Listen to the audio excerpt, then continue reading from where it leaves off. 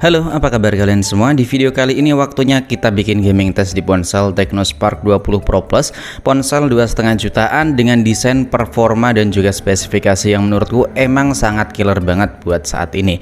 Langsung aja di sini kita perlihatkan seperti biasa ya. Ini buat baterainya baru aja saya cabut dari charger, lebih tepatnya masih benar-benar fresh di 100%. Oke, stopwatch baru aja saya mulai dan sekarang ini mari kita lanjut buat setup terlebih dahulu. Kita perlihatkan terlebih dahulu ini yang saya pakai cuman konektivitas WiFi dalam mode pesawat atau lebih tepatnya nggak ada SIM card di dalamnya. Kemudian NFC, Bluetooth dan juga GPS udah saya matiin. Settingan layar ada di 120 Hz. Buat performa ini pakai Helio G99 Ultimate, memorinya ini 8 dan otomatis ini aktif dari bawaan ya. Ini virtual RAM-nya ada di 5 GB dan memori internal ada di 256 GB. Kemudian CPU throttling ini terbilang sangat mantap banget sih karena hijau semua dan ini cuman di 94% buat CPU throttlingnya. Maksimal GIP dapat di 167%, rata-rata di 161%. Mari kita mulai terlebih dahulu buat gaming test dan seperti biasa di sini yang akan saya tes ada beberapa game ini. Cuman 5 game doang. Tapi di video kali ini saya mau urutin aja ya buat main gamenya. Yang pertama ini main game AOV. Mari kita lihat sama-sama suhu ruangannya dapat berapa. Biasanya sih 30 ya, dapat di 30. Dan suhu layar sebelum kita pakai main game ini ada di 34 nyampe 39. Suhu backdoor cuman 33, agak nyampe 34. Dan saya ingetin lagi, ini mainnya di tempat yang nggak ada AC-nya, masih sama seperti video-video sebelumnya. Ini akun AOV baru banget kita bikin kemarin ya, jadi kemungkinan lawannya juga masih mudah-mudah. Dan ini ternyata buat game AOV ini nggak bisa full screen ya, ini masih kepotong dikit nih, kelihatan ya. Nah tadi kan nggak bisa full screen. Nah biar full screen di sini kita klik aja di bagian layar dan juga kecerahan, layar penuh untuk aplikasi. Ini kita aktifin terlebih dahulu ya, tampilkan layar poni dan kita lihat hasilnya seperti apa. Nah ini ada yang cukup aneh sih, udah kita aktifin buat itu ya, buat tampilan layar poni tapi masih kepotong nih ya kan, kelihatan masih potong buat layar bagian atas dan juga bagian bawahnya. Nanti bakalan kita bahas lagi aja deh di video reviewnya nanti beberapa hari atau beberapa minggu ke depan. Nah dan ini buat settingannya ya, ini udah kita centang semua, kemudian FPS udah kita aktifin. Di bagian umum juga ini udah mentok nih settingannya, nggak bisa kita pakai buat kualitas tampilan di HD, jadi cuman mentok segini.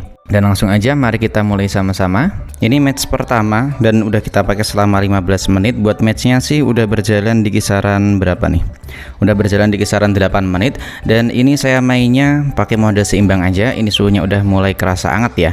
Suhu layar ada di 40,8. Suhu backdoor agak ademan, gak nyampe 40, cuman 39,1.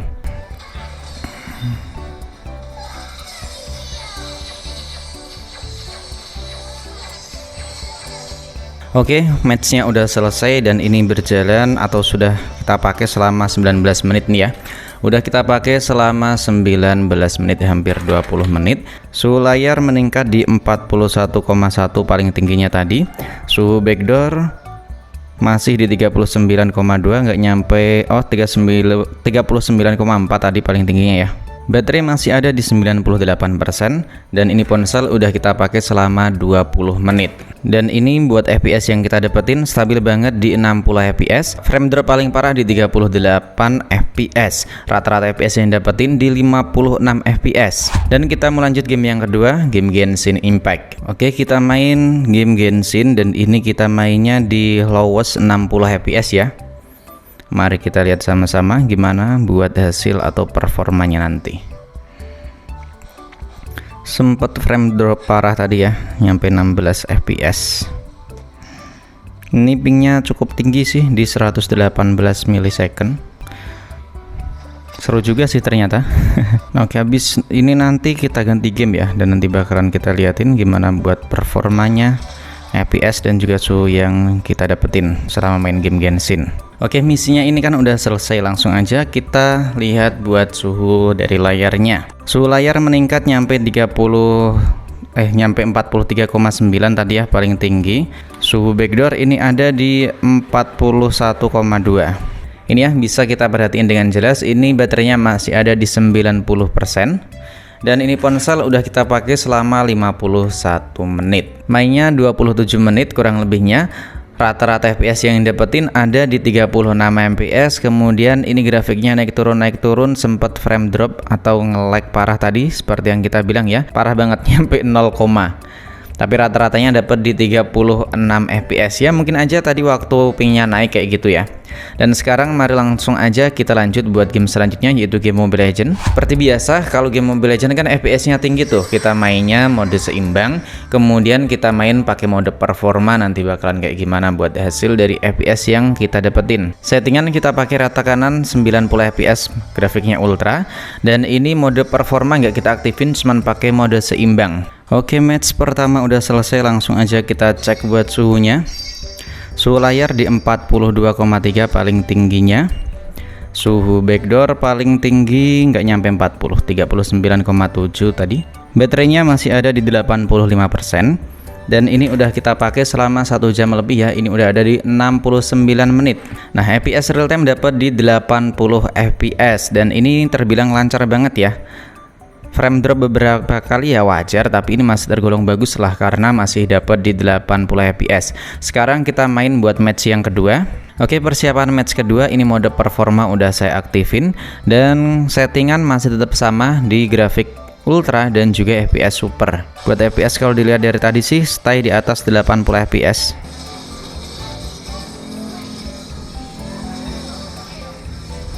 Nah, nice.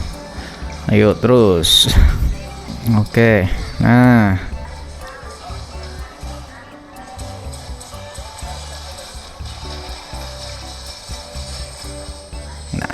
oke, mantep. Match keduanya seru banget dan kita cek suhunya nggak panas-panas banget sih. Nah, suhu layar nggak nyampe 42 kayak tadi, padahal pakai mode performa ya. Ini cuman mentoknya di 40-an, nggak nyampe 41. Suhu backdoor ini sedikit hangat di 38,3. Kita lihat buat baterainya terlebih dahulu. Nah, ini baterai masih tersisa di 72%. Kemudian udah kita pakai selama 94 menit. Nah, match kedua ini mantap banget ya. Kali ini frame drop parah tadi waktu itu pingnya tinggi banget. Dan ini masih tergolong bagus karena masih bisa menyentuh di 90, bukan di 90 tapi ada di 80-an. Dan rata-ratanya dapat di 78 fps. Selanjutnya kita main game PUBG Mobile. Oke, ini buat game PUBG Mobile-nya kita lihatin terlebih dahulu buat settingan dan juga grafisnya. Kita main di smooth ultra atau itu ya 60 fps, bener ya sih. Nah, kita langsung aja buat mulainya dan ini kita balikin pakai mode seimbang.